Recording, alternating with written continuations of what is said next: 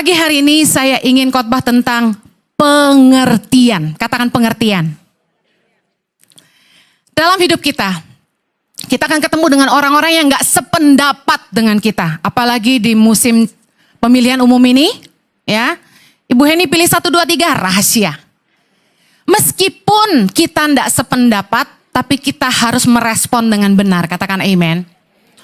Kita akan ketemu dengan orang-orang di sekitar kita yang perilakunya tuh gak menyenangkan. Kalau ngomong itu gak enak dan kalau bersikap itu menjengkelkan. Makanya dalam hidup ini penting banget kita belajar ilmu merespon dengan benar. Terlebih dalam keluarga yang notabene kalau orang luar kita bisa hindari, tapi keluarga kita gak bisa hindari. Dan kita punya mungkin kondisi di mana kita punya keluarga besar yang tidak menyenangkan. Orang tua yang tidak sepaham, anak-anak yang tidak taat dan sulit diarahkan, pasangan yang tidak seperti yang kita harapkan. Firman Tuhan dalam Amsal 8 ayat 5 berkata gini, kita baca sama-sama. Hai orang yang tak berpengalaman, tuntutlah kecerdasan. Hai orang bebal, mengertilah dalam hatimu. Katakan mengertilah dalam hatiku. Untuk bisa merespon dengan benar, kita perlu mengerti orang lain. Kita harus punya pengertian di dalam hati kita. Pengertianlah yang akan menolong kita untuk bisa merespon dengan benar. Saya akan bahas 3 hal tentang pengertian. Pengertian memberi ruang untuk salah. Amsal 14 ayat 29. Kita baca sama-sama yuk. Orang yang sabar besar pengertiannya. Tetapi siapa cepat marah membesarkan kebodohan. Tanpa pengertian, orang akan dikendalikan oleh emosi. Orang yang gak punya pengertian, perhatikan. Kecenderungannya merespon masalah selalu dengan amarah. Sukanya marah-marah. Ada kan bos-bos yang gak punya pengertian ya. Kendala di lapangan seperti apa. Tapi kalau masalah itu terjadi, dia cuma marah. Pengertian yang harus kita miliki adalah ini. Kita mengerti bahwa semua orang bisa bikin salah. Tapi ini gak boleh jadi alasan buat orang yang suka bikin salah. Karena saya pernah bilang, kata maaf begitu mudah diucapkan. Orang gampang bikin salah. Gampang kok tinggal bilang sorry. No, itu bukan maksud saya. Tapi orang yang punya pengertian, dia akan lebih mudah memaafkan kesalahan orang. Karena dia akan mengerti dalam hatinya, well, no one is perfect. Nggak ada yang sempurna. Nggak ada orang yang nggak bikin salah. Sometimes kita akan jadi orang yang judgmental, mudah menghakimi orang lain. Ketika kita selalu merasa benar. Dan ketika orang salah, kita selalu bilang, emang tuh orang. Hati-hati loh menghakimi pernikahan orang lain. Karena pernikahan kita sendiri tidak sempurna. Saya sama kakak saya sepaham dalam hal ini. Kita suka bilang, udah jangan ngomongin orang, kita juga gak lebih benar. Setuju?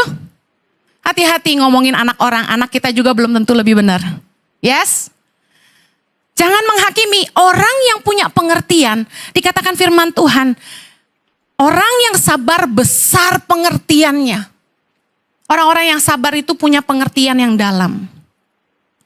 Kadang-kadang kalau staf bikin salah gitu ya. Saya mau marah tapi tarik nafas. Ada kalanya kita harus marah. Karena kalau kita gak marah, orang gak tahu mereka salah. Betul?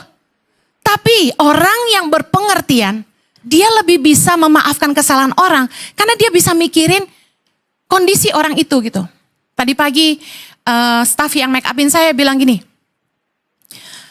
Ci, aku mau tanya. Kenapa ya ada orang yang anaknya tuh udah gede gitu. Tapi dia masih bisa selingkuh. Terus saya bingung, maksud kamu? Dia bilang, iya kan anaknya udah gede. Mereka married udah lama. Ngapain selingkuh lagi sih? Saya ketawa, saya bilang, kebanyakan perselingkuhan terjadi tuh di antara usia 40 sampai 60-an.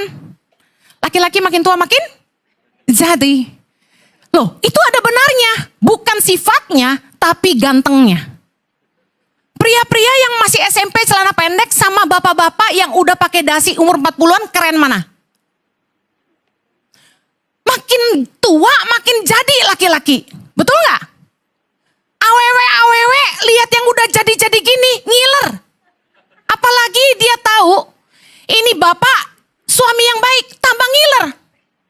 Yang diganggu biasanya laki-laki baik. Laki-laki sukses. Yang kere emang gak ada yang ganggu. Betul? Hello? Nah, perselingkuhan terjadi di usia 40-an sampai 60-an karena laki-laki makin tua makin ganteng loh. Anda lihat foto Jojo waktu SMP sama Jojo hari ini. Anda mengerti maksud saya? Sampai orang nanya saya, kok lu mau dulu sama Jojo? Gue juga jelek sama gitu. Well, orang yang berpengertian tuh bisa ngerti keadaan orang lain gitu loh. Bisa memahami kenapa dia begini. Saya kalau dengar, suaminya selingkuh loh. Tadi dia lucu, dia ngomong gini. Padahal ya Ci, selingkuhannya tuh lebih jelek. Nggak lebih cakep tahu Ci. Kalau body mah 11-12 dia bilang gitu. Kenapa ya Ci ya? Istri lebih cantik, dia masih genit katanya gitu. Saya ngomong gini, at the end of the day, bukan tampang yang membuat orang merasa dicintai. Kenapa orang bisa selingkuh? Karena mereka nikah sama orang yang cantik, nikah sama orang yang ganteng, kaya. Tapi ada yang mereka gak dapat di situ. Dan ketemu orang yang gak lebih cantik, tapi lemah lembut, sayang. Karena laki-laki itu butuh dua, seks dan respect. Begitu udah nikah, coba kamu aja deh sama suamimu, ngomong udah kasar, beresin nih. Bener gak? Seringkali dalam pernikahan, apalagi istrinya lebih kaya, gak hormat sama suami. Istrinya lebih pinter, gak hormat sama suami. Dia ke kantor, ketemu sekretaris yang mungkin gak lebih cantik dari istrinya, gak lebih wangi dari istrinya. Tetapi tiap pagi bikinin kopi sesuai seleranya. Nanyanya baik-baik, hormat, sopan. Bapak mau minum apa hari ini? Bapak capek ya? Duh, Bapak mau dibeliin apa? Nanti siang Bapak mau makan apa? Sambil angkat-angkat kaki ya kan? Di rumah. Aku mau pergi ya. Pergi aja. Nggak pernah nanya suami udah makan belum? Suami mau kerja sarapan boro-boro kopi. Apapun nggak ditawarin. Air minum aja nggak ada. Jadi dalam pernikahan itu pengertian perlu. Kita akan cepat menghakimi orang, kita akan cepat emosi, marah kalau kita nggak mikir. Karena saya coba ngerti kenapa orang bikin salah, saya jadi nggak cepat marah. Coba deh, kalau orang tuh bikin salah, Anda diem dulu, jangan emosi dulu. Pikirin kenapa dia bisa buat ini. Kalau Anda di sepatu dia, Anda buat gak itu? Anda bilang, enggak lah, gue mah laki-laki setia. Belum tentu. Istri-istri menghakimi, dasar perempuan kegatelan ganggu suami orang. Lah, belum tentu. Kalau yang datengin kamu itu laki-laki yang lebih perhatian dari suamimu, lebih sweet talk dari suamimu, baik sama kamu, awalnya kuat, lama-lama meleleh. Kenapa orang gak selingkuh? Karena gak ada yang mau.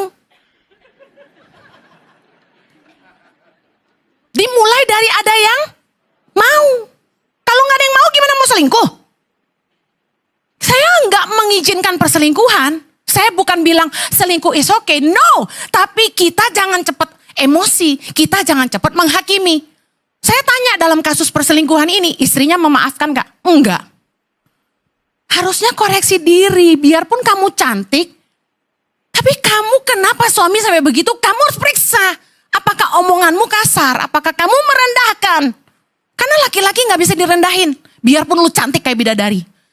Kalau kita tuh suami istri udah berantem ya. Biar ganteng kayak Tom Cruise itu langsung lecet mukanya di muka kita, tau gak? Rasanya tuh pengen. Gitu. Jojo yang ganteng tuh kalau saya udah kesel gitu ya. Langsung jadi gak ganteng. Jojo juga sama lihat saya. Henny yang udah gak cantik tambah kayak mama lampir katanya. Well, kasih menutupi segala pelanggaran, kata firman Tuhan. Kita mengerti bahwa orang bisa bikin salah, gak ada yang sempurna. Nah, pengertian itu memberi ruang untuk salah. Kenapa orang bisa salah? Diawali dengan pengertian dulu, kita tanya kenapa. Tapi ada orang yang memang selalu bikin salah. Emang doyan selingkuh sih mau diapain gitu kan? Nah, yang kayak gini sentil aja. Yang kedua, pengertian membuat kita bisa mengatasi kekecewaan. Katakan pengertian bisa membuat kita mengatasi kekecewaan. Pengertian apa? Mengerti bahwa tidak semua orang bisa menjadi atau melakukan seperti yang kita harapkan. Orang tuh kecewa karena ekspektasi. Percaya nggak? Anda punya ekspektasi tinggi sama pasanganmu. Anda punya ekspektasi tinggi buat anak-anakmu. Anda punya ekspektasi tinggi sama karyawanmu, sama temanmu. Tapi mereka nggak lakukan itu dan Anda kecewa. Tapi pengertian membuat kita itu bisa ngerti bahwa ya memang gak semua orang bisa ngikutin yang kita mau. Gak semua orang bisa nyenengin kita. Gak semua orang bisa menjadi seperti yang kita mau. Gak semua orang bisa melakukan yang kita harapkan. Pengertian itu muncul oleh kedewasaan. Setelah menghadapi banyak proses dalam rumah tangga, proses kehidupan, akan muncul yang namanya kedewasaan, dan kedewasaan itu yang membuat orang biasanya bisa ngerti orang lain. Nah, kedewasaan apa yang muncul dalam hubungan? Contohnya, kan temanya tentang keluarga nih bulan ini. Kita akan bertumbuh dalam mengasihi yang semula karena menjadi mengasihi meskipun. Saya ulangi, pengertian Anda akan membuat kita bertumbuh mengasihi karena menjadi mengasihi meskipun. Orang yang dewasa dalam Tuhan akan punya pengertian ini bahwa aku akan mengasihi Tuhan bukan karena berkatnya. Aku akan mengasihi Tuhan karena pribadinya. Saya sambil make up kemarin saya sempat mikir gini. Apa sih insecurity dalam pernikahan saya? Ini aja Jojo gak tahu ya, saya ngomong di sini, gak apa-apa. Saya bertanya sama diri saya sendiri, apa sih insecurity dalam pernikahan kami? Saya merasa, kalau suatu hari, saya nih sakit amit-amit, cacat, dan gak bisa ngasih apa-apa, gak bisa berguna, gak bisa berguna buat seorang Jojo, apalagi buat orang lain. Saya punya insecurity, Jojo gak akan ngurus saya. Bahwa saya merasa Jojo itu mencintai saya karena saya jadi istri yang berguna. Ngerti ya? Iyalah, cakep enggak, apa yang lebih bagus gitu. Udah galak lagi gitu kan. Jadi ada satu insecurity, one day, kalau gue sampai gak bisa apa-apa, kayaknya sih gue gak diurus gitu. Itu kan cuma asumsi, betul ya? Saya udah bilang ini insecurity, bukan kenyataan. Apakah Jojo akan seperti itu? Doakan tidak. Ojo sampai lo yo kowe. Bahasa Jawanya. Lek aku sik nom ke kowe tresno, lek aku wis tuwek kowe buah, awas lo ya, gitu kan. Sampai aku udah tua kamu buang sia-siain lo, awas lo, koko pulang dari Australia cekel kowe.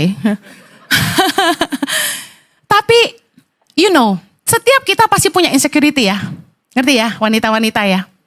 Nah, saya berharap dalam pernikahan kami, Jojo akan bertumbuh dari seorang suami yang mengasihi karena menjadi mengasihi meskipun. Bisa paham maksud saya?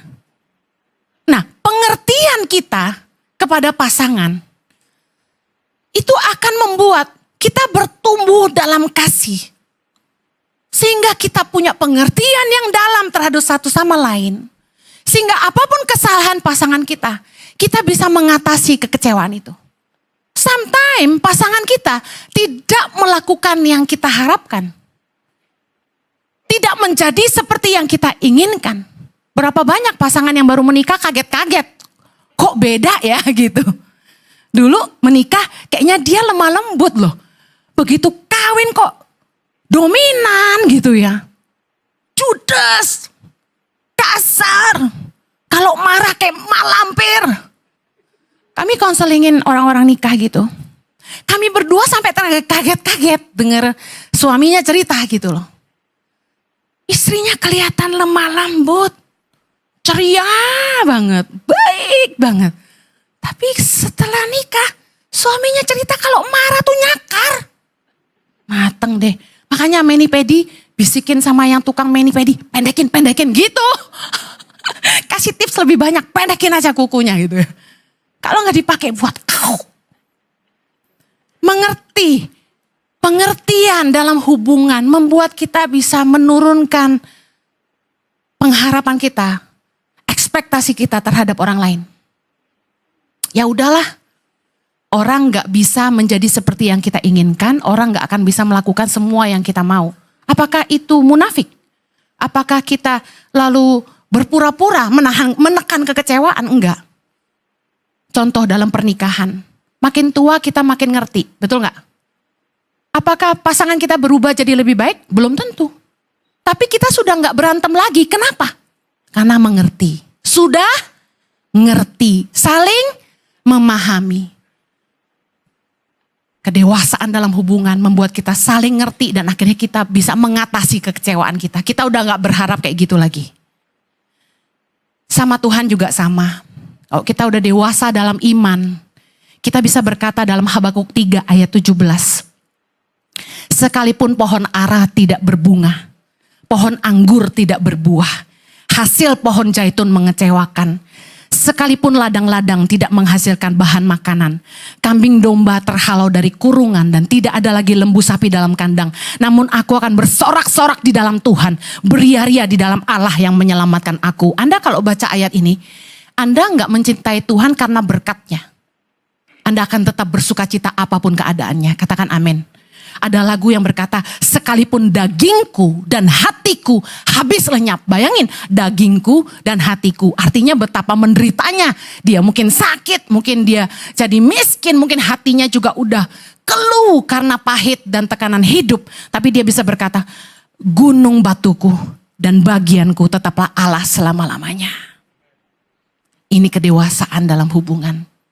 Kita ngerti bahwa kita harus mengasihi Tuhan karena pribadinya, bukan karena berkat-berkatnya. Komitmen dalam pernikahan juga sama. Gimanapun pasanganku, aku akan tetap setia. Katakan amin. Kita tahu dalam Maleakhi 2 ayat 15 dikatakan gini. Bukankah Allah yang esa menjadikan mereka daging dan roh? Dan apakah yang dikehendaki kesatuan itu? Keturunan ilahi. Jadi jagalah dirimu dan janganlah orang tidak setia terhadap istri dari masa mudanya.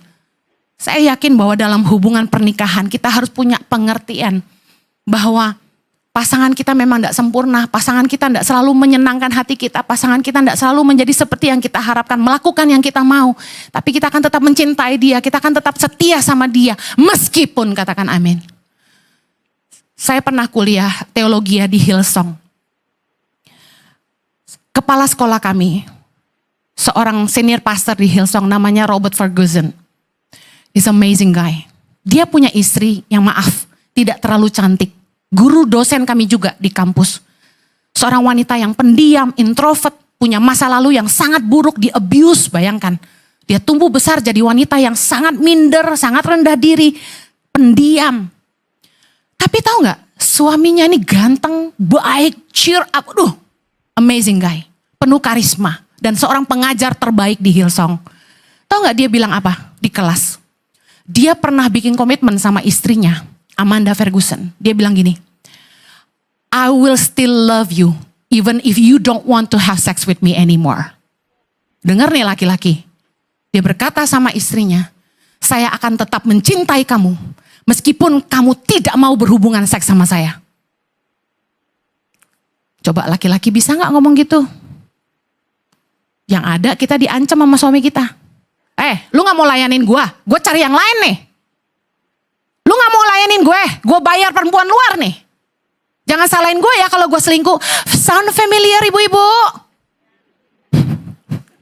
Saya tahu Anda gak berani bilang amin. Kita semua perempuan ditekan dengan kata-kata itu supaya kita mau melayani pasangan kita, bukan? Tapi Robert Ferguson, berani melemparkan sebuah janji kepada istrinya. That I will still love you. Even if you don't want to have sex with me. Ini kedewasaan dalam hubungan. Pengertian yang sangat dalam. Haleluya, Anda diberkati. Yang terakhir. Pengertian adalah kunci untuk mengatasi kebersamaan yang tidak sama. Pengertian adalah kunci yang menyatukan dua pribadi yang berbeda. Markus 10 ayat 6 sampai 8. Sebab pada awal dunia Allah menjadikan mereka laki-laki dan perempuan. Sebab itu laki-laki akan meninggalkan ayahnya dan ibunya dan bersatu dengan istrinya. Sehingga keduanya itu menjadi satu daging. Demikianlah mereka bukan lagi dua, melainkan satu. Berdua menjadi satu tidaklah mudah, katakan amin. Hanya pengertian yang bisa membuat kita menerima perbedaan. Mengerti bahwa semua orang beda. Kita dan pasangan kita berbeda. Perbedaan gak boleh jadi alasan dalam perceraianmu. Gak boleh. Saya mau cerai karena kita beda. Udah pasti beda. Sendok dan garpu, sepatu, kiri dan kanan. Mata kita aja satu lebih besar, satu lebih kecil, setuju? Gak ada pasangan yang 100% sempurna bisa cocok sama kita, gak ada. Jangan pakai perbedaan jadi alasan untuk perceraian. Kita gak bisa nuntut orang lain sama dengan kita. Karena masing-masing orang punya cara pikir dan cara pandang yang berbeda. Yang setuju katakan amin. Anda mungkin menikah dengan orang yang 80% berbeda dengan Anda. Secara kepribadian. Pengertianlah yang akan menolong kita terus berjalan bersama-sama. Pengertian hanya yang membuat kita tuh bisa memahami satu sama lain. Amsal 24 ayat 3 berkata, dengan hikmat rumah didirikan. Dengan kepandaian itu ditegakkan. Dan dengan pengertian kamar-kamar diisi. Dengan bermacam-macam harta benda yang berharga dan menarik. Saya ingin akhiri. Tanggal 1 Februari kemarin kami anniversary. Kok gak ada yang bilang happy anniversary? 1 Februari kemarin. Kami sangat berterima kasih ada adik rohani yang memberikan hadiah kepada kami. Kami dibayarin hotel mewah sekali ya di Kempinski di Bali. Saya kalau dengan uang sendiri mungkin gak akan pernah tinggal di situ ya. Dikasih hadiah. Terus anak-anak dan keluarga besar saya disiapkan hotel di tempat lain. Jadi kami misah, cuma kami berdua di hotel itu. Saya ngomong malamnya, sorry nih, boleh gak di cancel aja Kempinski-nya? Cici mendingan sama-sama anak-anak aja. Dia bilang, Ci sorry ini unrefundable, gak bisa kembali duitnya. Oh gitu, oh yaudah makasih ya. Sorry loh Ci, aku pisahin sama anak. Oh gak apa-apa. Soalnya aku pikir Cici mau berdua-duaan sama Koko. Berdua-duaan. Berduaan koyo opo toh maksudnya ya. Aku udah paham nih. Nah dia gak ngerti suamiku. Ya kan. Nah singkat cerita. 1 Februari 2024. Saya kecapean karena ngurus keluarga besar ya. Terus bangun agak terlambat jam 7-an. Pas bangun, suamiku sudah tidak ada. Aku pikir dia kemana gitu, yaudah biarin. Oh dia mau pergi yoga-yoga gitu, udah tak biarin. Saya mengambil momen itu untuk saat teduh. Saya sendirian, saya nyembah, dengerin 60 minutes worship Yesus Abraham. Sampai 5 kali tak puter-puter. Saya nyembah Tuhan, nangis sendirian, ketemu Tuhan. Ya pokoknya saya menikmati banget. Dan bahkan dalam hati gini, sambil doa tuh gini, Jojo jangan balik cepet-cepet. Supaya saya gak diganggu. Kan gak lucu ya, lagi nangis-nangis terus dia datang, kenapa kamu gitu kan. Jadi saya nyembah sendirian. Nah udah gitu saya mandi, lalu saya dandan, cantik-cantik. Karena pikir kan anniversary gitu. Udah make up cantik-cantik, udah jam 10. Loh kok gak balik nih orang. Pikiran buruk mulai datang. Ketemu bule BEG. Di pantai ketok bule nom-nom. pakai bikini rak balik-balik gitu. Udah, yang nggak ngerti jawab biarin. Nah, ingat, respon menentukan. Saya mau kecewa, mau marah, atau mau mengerti. Poin pertama tadi, pengertian memberi ruang untuk salah. Amsal 14 ayat 29 bilang gini tadi, orang yang sabar besar pengertiannya. Karena kalau tanpa pengertian orang dikendalikan oleh emosi. Nah, daripada saya marah, saya coba kendalikan. Saya bilang ya gak apa-apalah, biarin aja dia nikmatin. Mumpung hotel mahal kapan lagi ya kan? Udah biarin dia enjoy. Nah, poin kedua tadi, pengertian membuat kita bisa mengatasi kekecewaan. Mengerti bahwa tidak semua orang bisa melakukan dan menjadi seperti yang kita harapkan. Saya mulai sabar dan mulai ngerti, ya Jojo kan mungkin gak bisa seperti yang saya harapkan. Romantic guy gitu kan, istri bangun tidur langsung happy anniversary sayang, ada bunga atau apa gitu. Atau kita breakfast bareng berduaan gitu kan ya. Gak melakukan seperti yang saya harapkan. Nah, pengertian sekali lagi membuat saya gak kecewa. Apa yang bikin saya gak kecewa? Saya pikir gini, lawang orang tuh udah bayar mahal-mahal lah buat kita tinggal di Kempinski. Biarin aja lah dia nikmatin pantai, dia nikmatin kolam renang, dia jago berenang. Nikmatin yoga, harusnya malah saya nemenin dia, bener gak? Cuma yang saya bingung, kok lama gitu loh. Kok lama gitu. Nah, poin ketiga tadi gini. Pengertian adalah kunci untuk mengatasi kebersamaan yang tidak sama. Saya sama Jojo ini 80% beda. 20%-nya sama, suka-suka nasi goreng kambing, suka makan B2, sama. Yang tidak sama jauh lebih banyak. Nah, dalam hal ini, kejadian di Bali ini, saya belajar banyak. Gini, kenapa saya nggak marah? Saya jelaskan menangnya di mana. Saya mulai mengerti, Jojo itu outdoor man. Orang yang suka tantangan, orang yang suka activity, orang yang enjoy life. Jadi saya kalau liburan sama keluarga, anak-anak itu ikutin Jojo, saya sendirian. Karena saya nggak sama kayak mereka, naik jet coaster yang bikin orang jantungan gitu. Nah, jadi saya paham, Jojo menikmati. Ternyata dia kanu, ngerti kanu ya? Naik kanu, main kanu, seru nggak? Seru banget. Nah, kenapa dia nggak ngajak saya? Karena saya kan lagi di treatment nih mukanya, dapat endorsement kan? Kan jangan sampai yang endorse saya marah-marah, kok jemur-jemuran nih. Jadi saya nggak boleh jemur-jemuran. Nah, dia tahu saya nggak boleh jemur-jemuran. Paham ya? Jadi jangan langsung menghakimi suamiku nih. Nah, jadi saya mulai mengerti Jojo nggak ajak saya karena dia tahu saya nggak boleh jemur-jemuran. Dan Jojo suka aktivitas-aktivitas yang menantang dia. Dia senang olahraga karena dia lagi ngurangin berat badan. Buncitnya udah mulai tipis tuh ya. Nah, jadi dia memanfaatkan fasilitas hotel itu untuk olahraga. Berenang, ke pantai, kanu, bisa paham ya? Makanya perempuan tuh jangan apa-apa main perasaan tapi pakai pengertian. Nah, saya mulai enjoy myself lah. Udah kelar make up mau ngapain lagi? Saya turun cari tempat breakfast. Saya ingat Jojo bilang malamnya, paginya itu dia sempat balik kamar untuk ganti baju berenang. Terus dia sambil ganti baju berenang dia bilang gini, tadi pagi aku udah sarapan jam 6:30. Wah, saya loh kok gak ngajak aku? Nah udah, dia pergi berenang itu, kelar make up. Dia bilang nanti kamu sarapan di lantai 1 ya biar aku nyusul. Siap. Saya habis make up saya ingat, saya disuruh sarapan di lantai 1.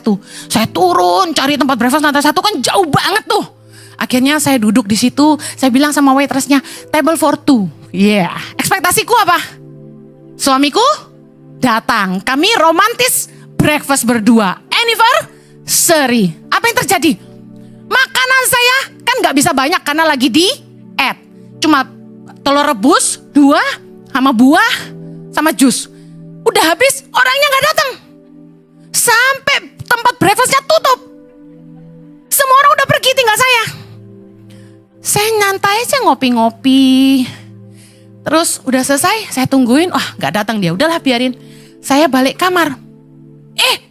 Dia baru mandi. Saya bilang tempat breakfastnya udah tutup loh. Terus dia bilang, enggak masih ada yang sampai jam 12 di atas. Kita udah mau jalan sekarang, Say. Udah harus jemput Koko sama Mama, saya bilang gitu.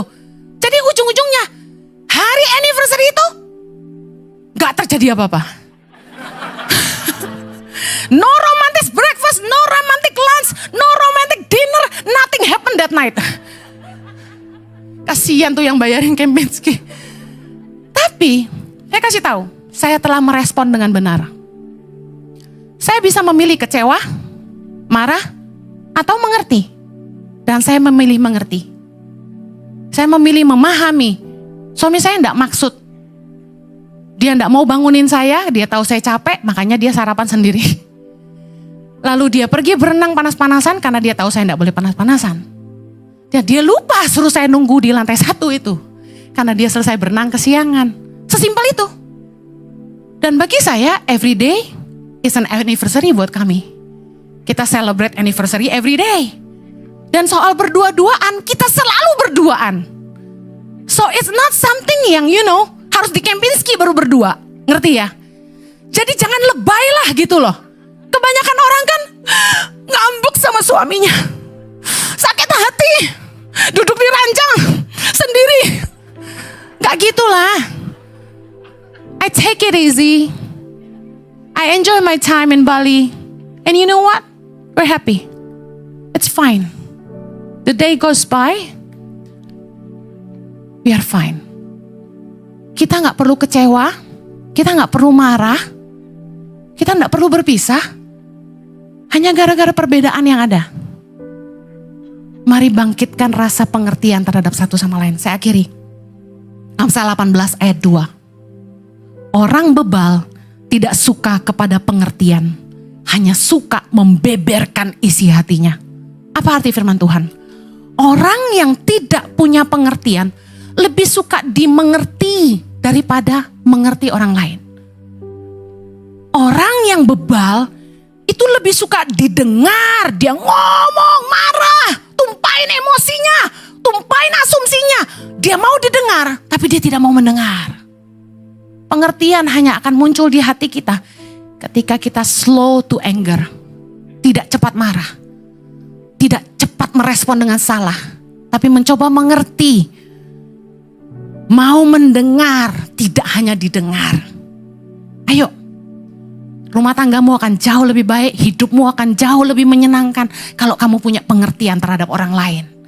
Sabarlah sama stafmu yang salah, sabarlah sama teman-temanmu yang ngomongnya kadang-kadang sembarangan, sabarlah sama keluarga besarmu yang attitude-nya gak nyenengin. Bangunlah pengertian, maka hidupmu akan lebih nyaman. Yang mau katakan amin. Kita berdoa. Bapa di sorga, tolong kami supaya kami ini semakin bertumbuh di dalam pengertian. Ajar kami mengerti dengan hati. Seperti firman-Mu berkata. Orang yang bebal tidak suka pada pengertian. Kami tidak mau jadi orang bebal. Kami tidak mau jadi orang yang keras hati. Tapi kami mau belajar mengerti. Tolong kami dalam rumah tangga kami. Ketika konflik perbedaan terjadi. Antara kami dengan hubungan kami dengan orang lain. Dengan orang tua. Dengan anak, dengan keluarga. Dengan pegawai, dengan pemimpin. Terjadi perbedaan, terjadi konflik. Buat kami punya pengertian. Tidak cepat menghakimi orang. Mudah memaafkan. Mampukan kami Tuhan. Berkati umat-Mu, mampukan mereka menghidupi firman-Mu. Di dalam nama Yesus kami berdoa. Yang diberkati Tuhan sama-sama katakan. Amen. Tuhan memberkati. Have a blessed Sunday.